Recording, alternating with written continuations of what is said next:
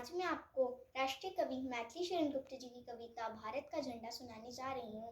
भारत का झंडा फहरे, भारत का झंडा फहरे, छोड़ मुक्ति पट का शोणी पर छाया काके चेहरे। भारत का झंडा फहरे, भारत का झंडा फहरे, मुक्त गगन में मुक्त पवन में इसको ऊंचा उड़ने दो।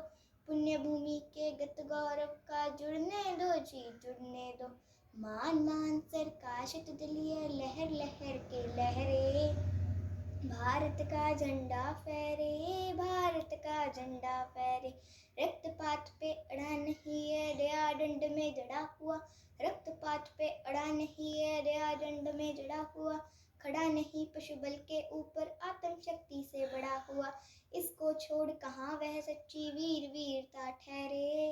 भारत का झंडा फहरे, भारत का झंडा फहरे। जय हिंद।